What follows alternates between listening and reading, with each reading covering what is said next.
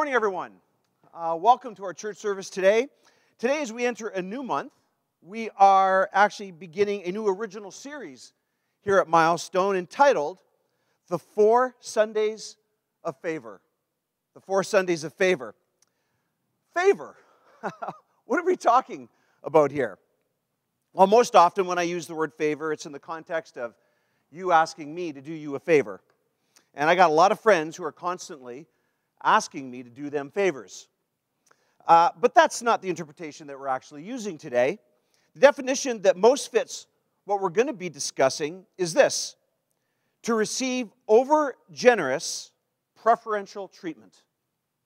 Obviously, since we're in church today, our series has to do with the kind of over-generous preferential treatment that God gives us, His favor. You know, throughout history, religious people have had differing views on God's character and what He was like. And sadly, throughout history, God has always wanted to show us His favor, but people have not really been appreciative of that. People have not really looked at God as being a being that wanted to be preferential to us and who wanted to be generous to us. It's often been held, actually, throughout history, that God is very stingy and cold and hard and difficult to deal with, and He's some being that we constantly just have to keep trying to please, or we're going to be in serious trouble. In fact, one of the times throughout history when that thought and line of reasoning was really in place was during a time in world history when God Himself was walking the earth, actually showing us His over-generous preferential treatment. You know, when Jesus walked the earth, people, religious leaders of Jesus' day, really believed that the best way to motivate people was through fear, capitalizing on their guilt. You know, a good example of that, for instance, is what we would find in John chapter 8, of the woman who was caught in the act of adultery. The woman was about to be stoned to death by these very religious leaders, but then in stepped Jesus, who showed her His favor and saved her life. You know, the thought that God would be merciful, that His aim would be to save people and help people when they're in trouble and relieve people of their guilt, never really entered the minds of the religious leaders of Jesus' day. Yet, with Jesus, as you read through the Scriptures, we find example after example of Him teaching the gospel of the second chance. The religious leaders desired to use their authority to condemn people and take advantage of their guilt. Jesus desires to forgive sin and relieve people of their guilt. Favor. The scribes knew the thrill of exercising their power to condemn. Jesus knows the thrill of exercising His power to forgive and heal. Favor. When Jesus was confronted with somebody who had gone wrong, He didn't say, "You're a wicked and hopeless person." He essentially said, "Now that you know me, I know you can do better. Go now and sin no more." Favor. His method was not to blast people with the knowledge that they already possessed, that they were sinners, but to inspire them with the unbelievable discovery that they were potential saints. Favor. And that is a little bit of the background that we need that brings us to today's message, because it is in that religious climate that Jesus was responding to in Luke chapter 15. Luke chapter 15 is a chapter in the Bible that we're going to be focusing on, and we're going to name today's lesson, The Story That You Tell Yourself. The story that you tell yourself. You know, I don't think there's a passage or a chapter in all of the Bible that is so well known and so loved as the 15th chapter of Luke's Gospel. It's made up of 3 simple stories that Jesus told and contains incredible deep truths. We often call these stories parables. And these parables arose out of the fact that it was often an offense to the religious leaders that Jesus would associate Himself with men and women who were considered to be sinners. So, to show God's favor to His audience, His overgenerous preferential treatment to sinful people, Jesus in Luke chapter 15 tells us 3 short stories. The story of the lost sheep, the story of the lost coin, and the story of the lost son. The last story is the one that we're going to look at. It's often called the story of the prodigal son. The story has three main characters.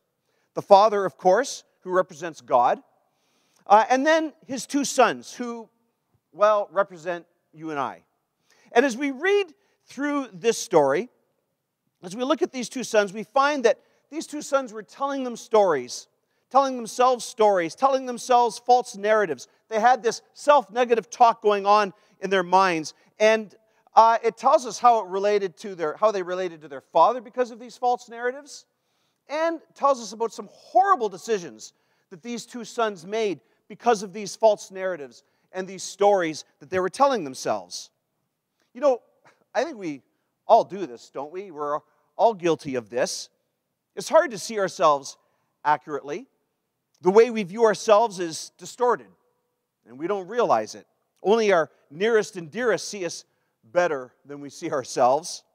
A number one rule, I think, for successful living is that you can't believe everything you think, because not everything you think is true.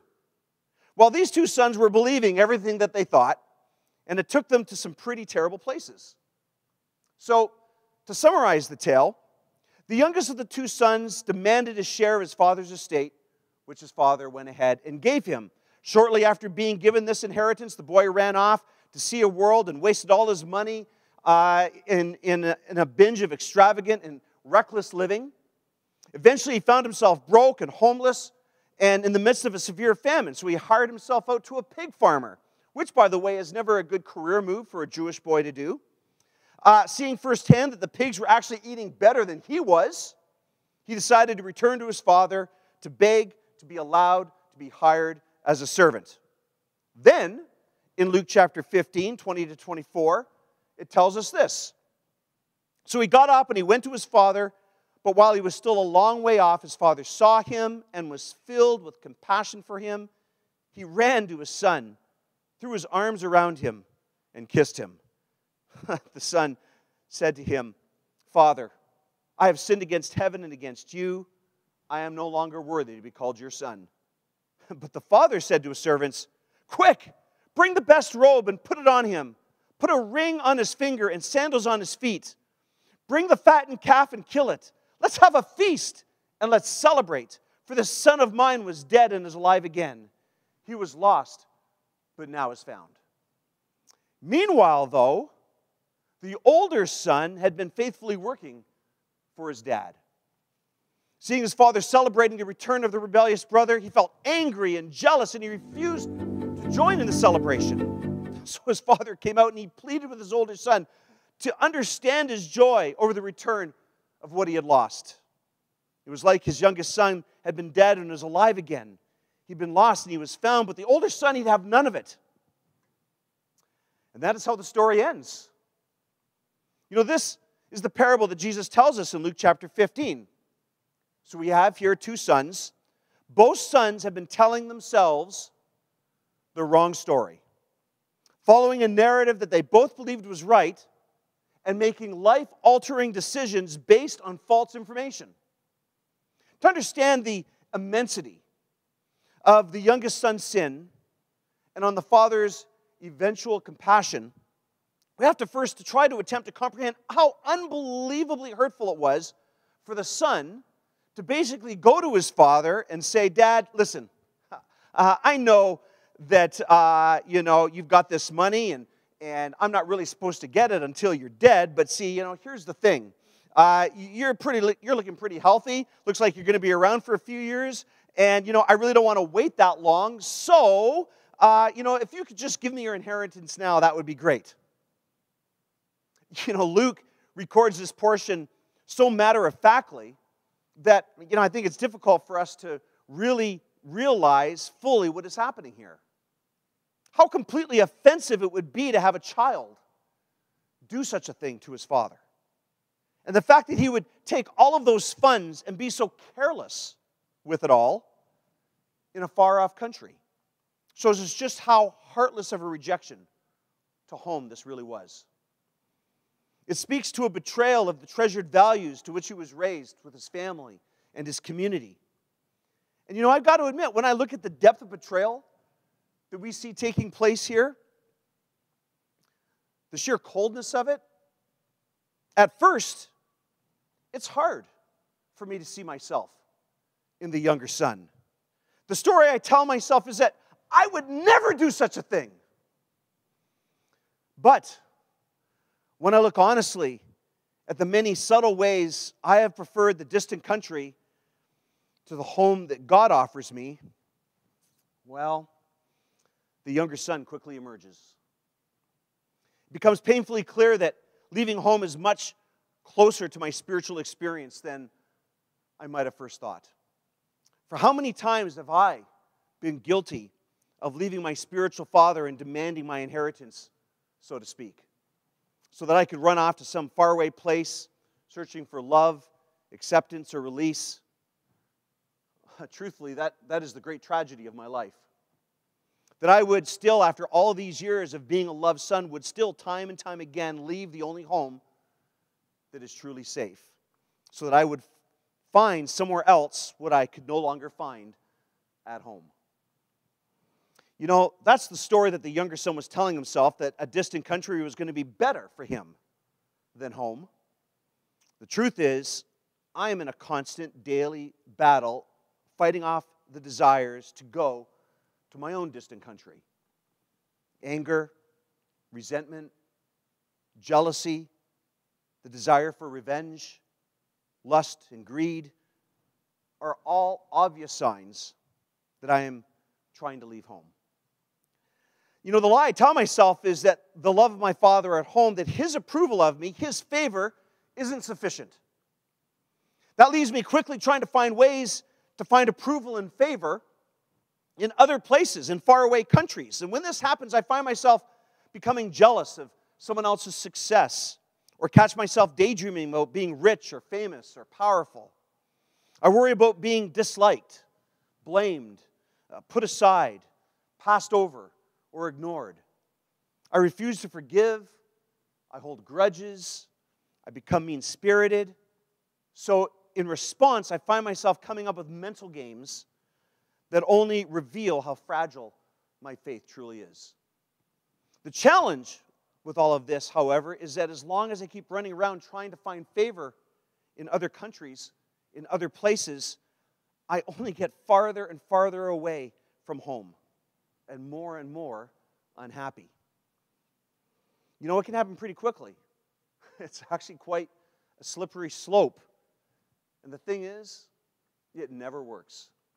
I mean, I hate to break your bubble if you're living in one, but the truth is, except for a handful of people in your inner circle, your immediate family, maybe a few close friends, most people don't think about you very much. I mean, sure, we're mostly polite to one another, you know, but who cares enough really to consider your life very much, or consider your comings and your goings? I mean, if someone is going to think about you, they might give you a couple minutes max. I know that sounds a little hard, but come on, you know it's true. This leaves us asking ourselves, why do we get so caught up trying to please everyone else? Why do we get so caught up trying to get everyone else's approval when they don't really care that much about us to begin with? Why are we so willing to leave our home with a father who does love us and who so constantly gives us over-generous preferential treatment, all to go to another country looking for over-generous preferential treatment? It doesn't make sense, does it? I mean, if it didn't work out too well for the younger son, it's not going to work out for us. That's the whole purpose of the story. Hey, as long as he had money and he was willing to spread the wealth around, you know what? He was king. But as soon as the money was gone, he didn't matter to anyone. The favor was gone. You know, one of the most communicated message in our world today is that you don't matter. The world's judgments on who matters and who does is embarrassingly shallow. We have to be asking ourselves, why do we keep leaving home to go to a world that doesn't think that much about us anyway? That already doesn't think that we matter. You can't be poor and matter. You can't be old and matter. You can't be average and matter. You can't have poor fashion sense and matter. You can't drive a clunker and matter. You can't make minimum wage and matter. You can't have a certain skin color and matter. You can't hold certain political beliefs and matter. You can't have bad credit and matter. You can't have an unseemly appearance and matter. You can't be uneducated and matter. You can't be unemployed and matter. I mean, that list goes on when we consider how an empty world judges people's worth. And living by this world standard leaves us having to pretend to be something that we're not. Have you ever noticed that everybody wants you to change? Your boss wants you to be more productive. Your health club wants you to be more fit. Your credit card company wants you to be more in debt. Netflix wants you to watch more television. Your dentist wants you to keep coming to get your teeth cleaned. I mean, everybody has an agenda. Everybody wants something from you. But here's the thing. If you and I spend all of our time trying to be what everyone else wants us to be, just trying to please and impress everyone else to get their favor, we will never truly be at peace. We will never truly find the fulfillment we long for. We will eventually be left disappointed, and we will end up wondering, why did I leave home? You know what? I'm happy at home, however, with my spiritual father. I'm free from not having to pretend to be somebody that I'm not. I don't have to try to convince people that I'm important while secretly fearing that I'm not. I don't have to submit to everyone else's agenda or standards or what the masses are doing. There are people I have known, for instance, who love to name drop. You ever meet somebody like that? It's exhausting, isn't it? I have found that when people like to name drop in a conversation, they spend their entire time, telling us different names, one after another, of important people that they know. I've got some people that I'm thinking of right now. Don't worry, I won't say their names, but every time I get with them, it's just sitting there listening to them brag on and on about the important people that they know, talking about themselves, talking about successful people that they've met and how they've impressed other people. And, I know the mayor, and I know this person, and I know that person. On and on it goes. And they love to brag about their own successes. And it's exhausting. I know several people like this. But you know what has always been amazing to me is not simply that they're able to go on like this for so long, but how clueless they truly are that they're even doing this. Whenever I spend time with people like that, I end up leaving those conversations just drained and depressed. But this has actually left me wondering, if these people could be so blind to what they're doing, what about me? Do I have the same blindness?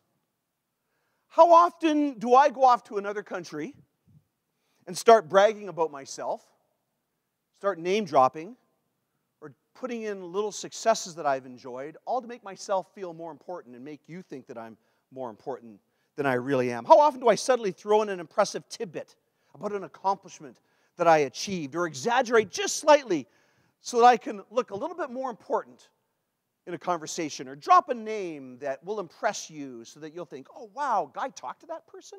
Wow, that's so cool. Last week when I was talking to so-and-so on the phone, wow, you were talking to him? Do this. Try spending a week where you do not name drop or share anything about yourself to look impressive. And you might actually find that your conversations suddenly get very short. The truth be told, this can leak out pretty quickly and easily for me. I remember teaching at a workshop several years ago. I believe it was in Dallas. And during the lesson, I was very vulnerable and open about my past and shared some very personal and private things and really tried to bring it home in a spiritual sense. And when the lesson was done, a lady came up to me. And she came up and she said this to me, quote, I'm not kidding. She said, "That was the best lesson I have ever heard, and you are the most humble person I have ever met." I was like, wow, thank you. I mean, what a kind thing to say. And of course, I felt pretty good about myself that somebody actually felt like I had just given the best lesson they had ever heard, and that I was literally the most humble person they had ever met. Well, that left me with quite a problem, because I was trying to figure out when I got home to my wife and family and friends how I would be able to fit that into the conversation. That I was literally the most humble person they'd ever met without looking prideful while telling the story. Well, trust me, that's not easy, but I was sure to find a way. Hey, honey, how was your time in Dallas? It was great. Yeah, it was a good time. Yeah. How'd the lessons go? Really, really well, actually. Honey, this is so funny. I mean, it's silly. It's ridiculous, actually. But afterwards, this lady, she came up to me, and it's a little embarrassing. But anyway, she said, A guy, that was the best lesson I ever heard, and you are literally the most humble man I have ever met. I mean, isn't that crazy? Oh, my goodness. Anyway, it was a great trip. And then the next person asks, how did that trip go? Oh, it was great. I love Dallas. Yeah, it was very good. Somebody told me, it's silly, isn't it? But let me make sure I fit it into the conversation anyway, so that you'll know that somebody thought that I was the most humble man they ever met. It's probably actually why I even put it into this sermon, so that you will all know that that was done. So the need to get attention and to look important or be somebody that I'm really not, so that people will think something special about me, it can leak out pretty fast. Back in 1991, I married my first wife, Kathy. We were together for 28 amazing years until she recently passed. On our wedding day, I thought it would be really romantic to Kathy if I sang in the wedding. Now, here's the thing. I'm not a singer. Those of you who ever stood beside me when I'm humming a tune or singing at church or something will know, and you're probably already thinking, oh my gosh, really? You sang at your wedding? Because, it's just not one of my gifts and talents. Anyway, I thought to myself, well, it's my wedding. I mean, who really cares? If I don't do well at it, I'm not hurting anybody. And I think Kathy will think it's really sweet, and it'll just be something for us. And so, sure enough, I sang at the wedding. And it went off pretty well, actually. I think people were pretty impressed, and people clapped and laughed, and it was great, and Kathy thought it was beautiful. Anyway, a few weeks later, an engaged couple who had been at our wedding came up to me and asked if I would sing at their wedding. Well, I was like, well, no, thanks for asking.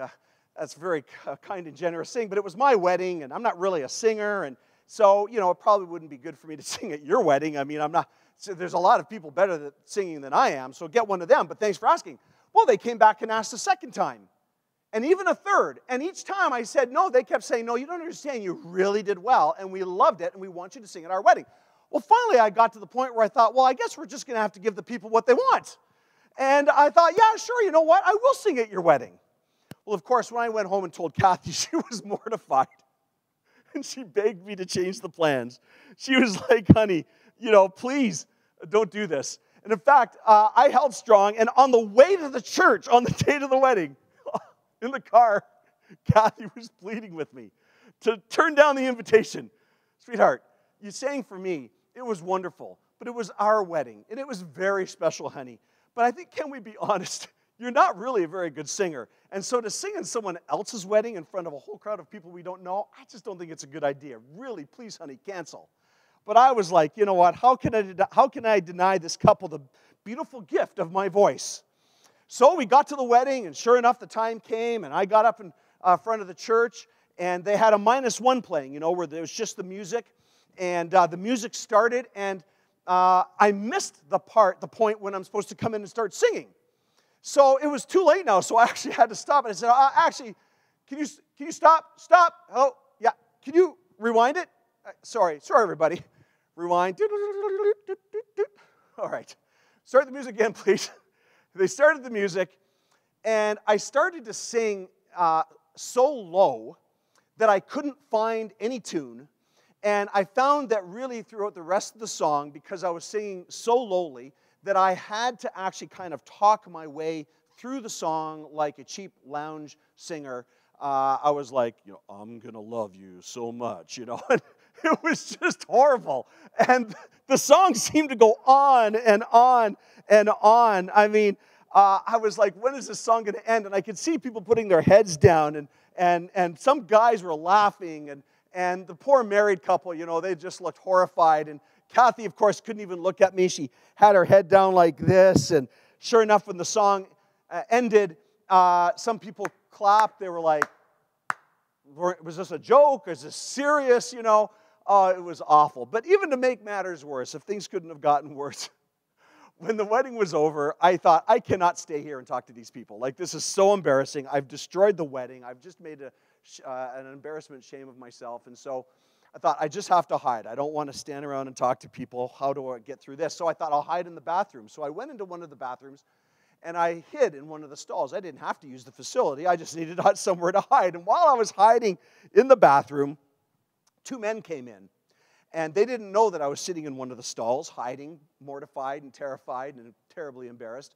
And as they were in the bathroom, looking in the mirror, washing their hands, one man said to the other, as I heard through the stall, "Hey, did you hear that dude sing? Oh my gosh, was that not the worst thing you ever heard in your life?" And they laughed and had a great time, and I was just sitting in the bathroom stall, just like, oh my gosh, I can't believe this just happened. Yeah, I don't even know if that couple stayed married. It's probably my fault if they didn't. Listen, it was a terrible event. But you see, my need to be popular, to be well-liked, to be thought of and special, it can easily leak out. And my pride can have me searching to go to another country that I should never travel to, pretending to be someone, that is somebody that I'm actually not. And pretending to be someone we're not is hard work, isn't it? Which is why we're really tired after a first date or a job interview or among others that we have to try to project an image for. It's tiring to try to pretend that we pray more than we really do. It's exhausting to try to pretend that we know more about the Bible than we really do, or to act more humble than we really are, or try to impress people that we don't know that there's something special about us. But you see, our Father at home with Him, we never have to pretend. We never have to put others down so we can build ourselves up. We never have to try to worry about whether we're liked or popular. We never have to try to name drop in front of God or brag about anything that we've accomplished, or try to exaggerate the story to God to try to look important to Him, or try to be able to sing when we can't.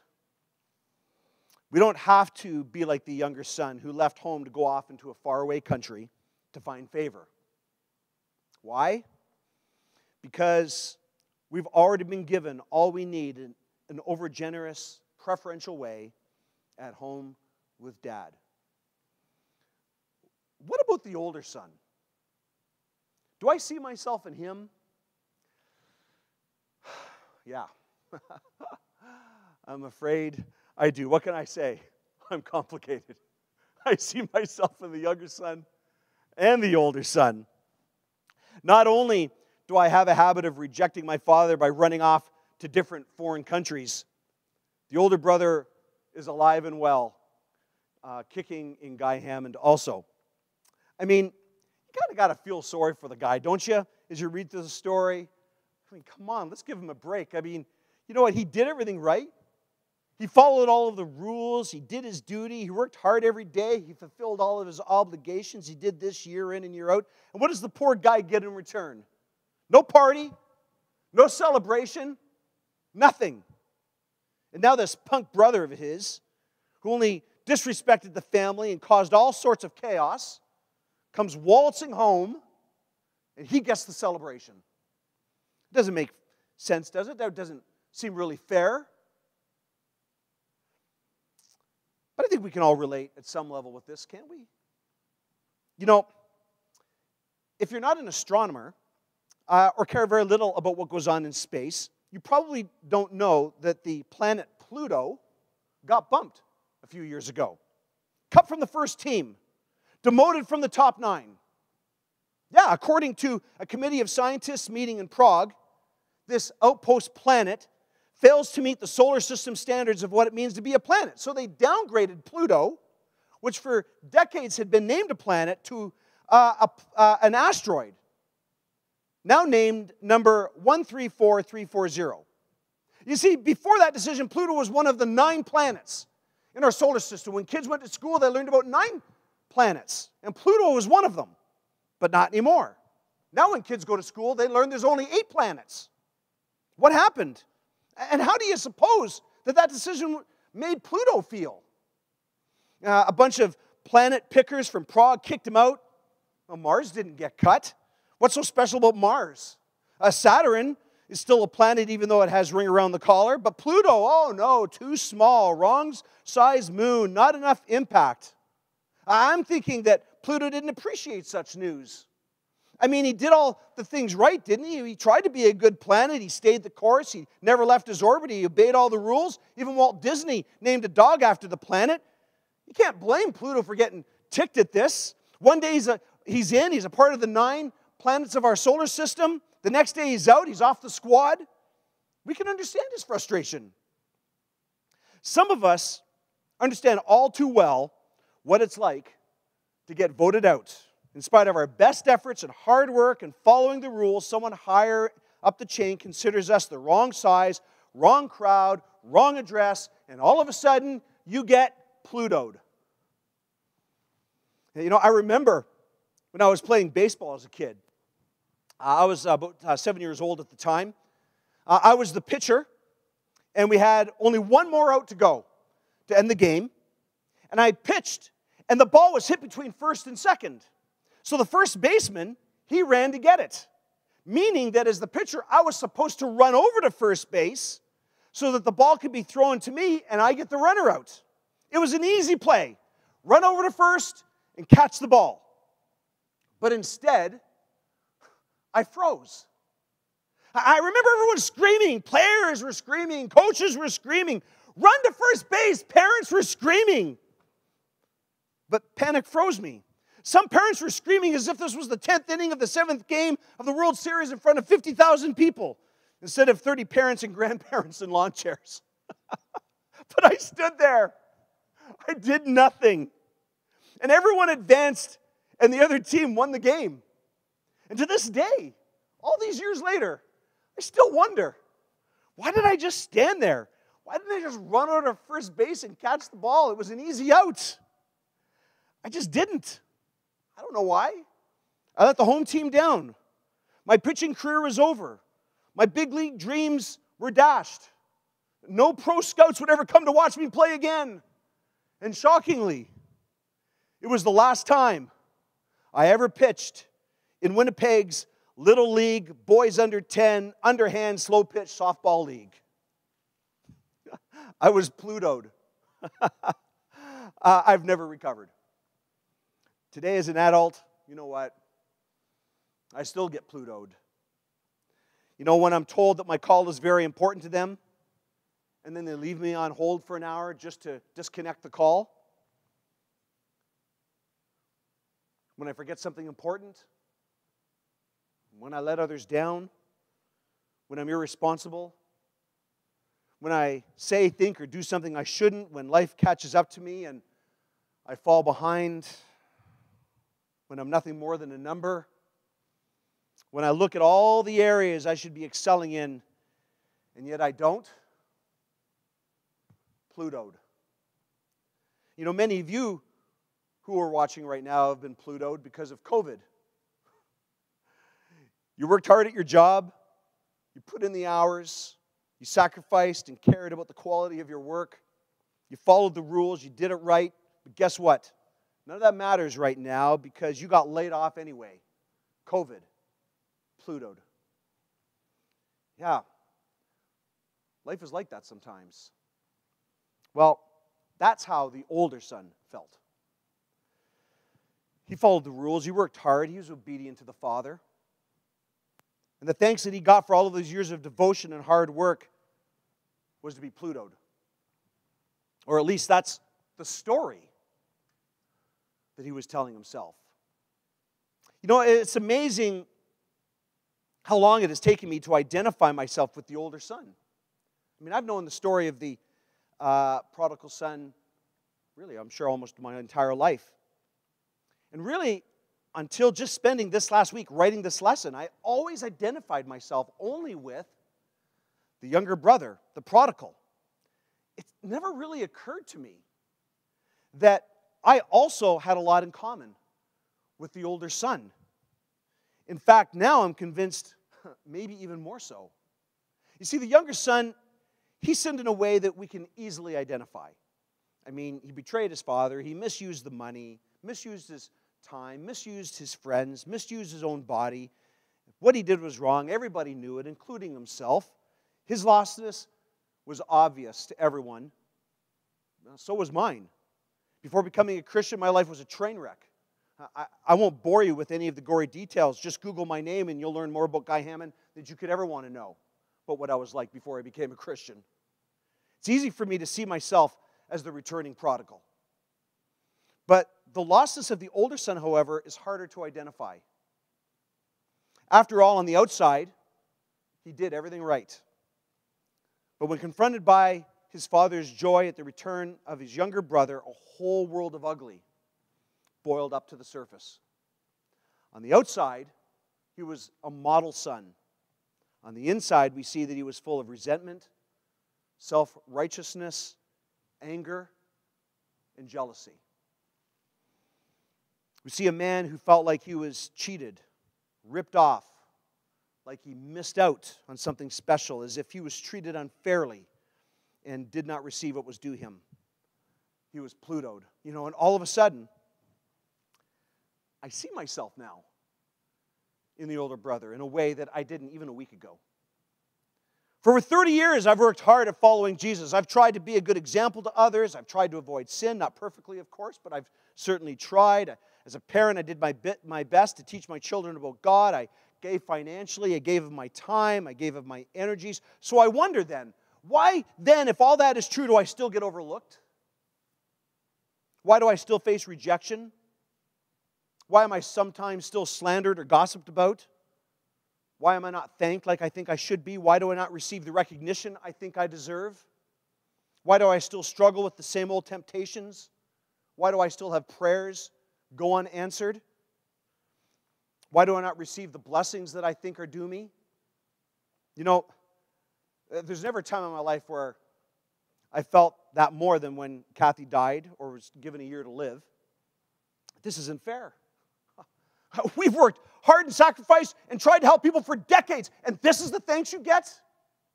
1 year to live? I'll lose my wife? Yeah, thanks for that. We're obviously not working on a credit system here, are we? And, we had an amazing marriage, too. Why is God breaking that up? I see people who've got terrible marriages. They're miserable. Take one of them. What are you taking my wife for? Not to mention, Kathy's life had purpose. She was helping a lot of people. I know Christians who are sitting around on their behinds doing nothing. So I thought to myself, this isn't fair. I thought we did everything right. I thought we followed all the rules. I did my duty. I worked hard every day. I fulfilled my obligations. I did all the church services, Bible studies, quiet times, classes. I put myself out there.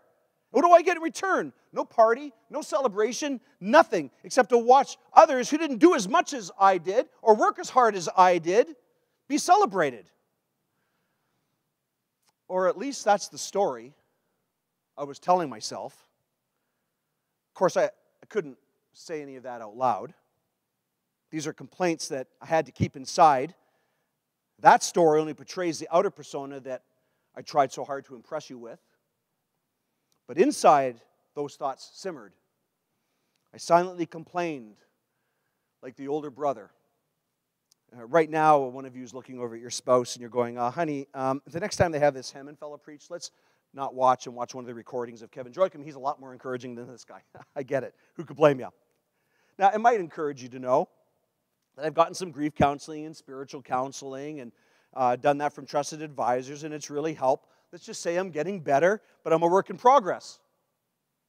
But one thing that has really helped me also to find resolution in all of this with God, anyway, is to recognize that joy and resentment cannot coexist in the same heart at the same time. Joy and resentment cannot coexist in the same heart. In a sense, I so do not want to be that older brother.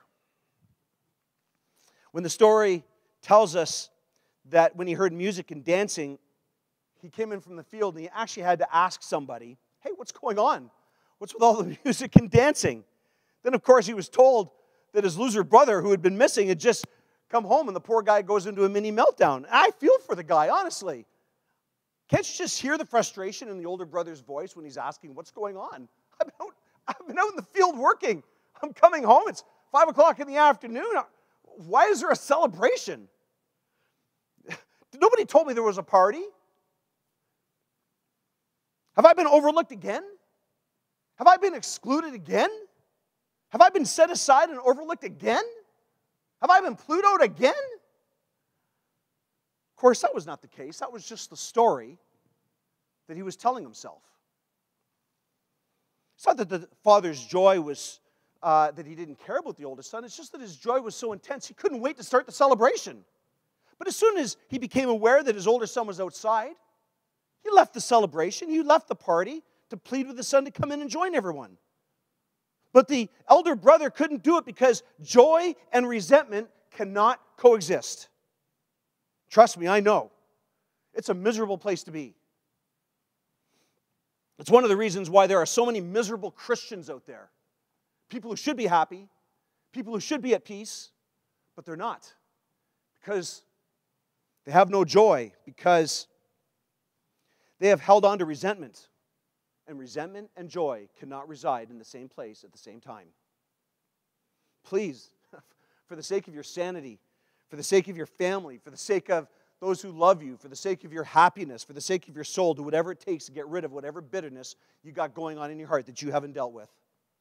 Because it will eat you alive, and you will never be at peace until you do. Of course, as the parable comes to a close, it crescendos to focusing on, in the story, the only one who really matters anyway. And that's not the two sons, but the loving father, who only wanted to show his son's favor, to extend over generous, preferential treatment. Not only did the father want this younger son back, he wanted the elder son back as well. He too had become lost and needed to be found. Both brothers had lost sight of how loving and kind this father was. Both brothers had become ungrateful for the privilege of being a part of this family. Both brothers got caught up in doing what was necessary out of a sense of obligation, rather than doing what was necessary out of a sense of love, appreciation, and gratitude. This is not a story that separates the two brothers between good and evil, but two brothers who were equally lost. And I can see my own lostness in both of them. I too have told myself these false stories. I have felt worthy and unworthy. And in both cases, like these brothers, I was wrong. In this parable that Jesus tells, only the Father is good. He loved both sons equally. He ran out to greet both. It's interesting that while Jesus tells us of the younger son's return, where he accepts the father's honor, how do you think the story ends? Does the elder son ever come to his senses and accept his father's love? We don't know. Jesus doesn't finish the story for us like that. But I love the picture of a father who completely gives everything he has to both sons. The younger son gets a robe, a ring, and sandals, and a huge celebration, while the older son is urged to remember his unique place in the family, and that everything the father owns is all of his as well. Of course, Jesus shows us these qualities of a father in the story because they are the qualities of God, our spiritual Father, whose goodness, love, forgiveness, and compassion have no limits, and are what He longs to show us every single day in His favor. As I live my life, I do know this. I don't want to be unsatisfied with my Father, ungrateful, unappreciative, and blind to the blessings I have by being a Christian. So try to run off to distant countries to find my sense of value and self-worth, and in doing so betray my dad. I don't want to live my life like that. I know you don't either. I don't want to be a resentful person. I don't want to be like the older son either, thinking that I'm owed anything and somehow have been hard done by, and in doing so, miss out on the amazing blessings and gifts that I've received from my Father by being able to be a Christian. For just as the Father told his older son at the conclusion of the story, so our Heavenly Father says to each of us, "My son, you are always with me, and everything I have is yours." God's love is always there. He's always ready to forgive. What we see here is a Father who looks out for us when we wander. And He is filled with joy when we come home because He longs to show us favor, His overgenerous, preferential treatment. And that is the story that we should be telling ourselves.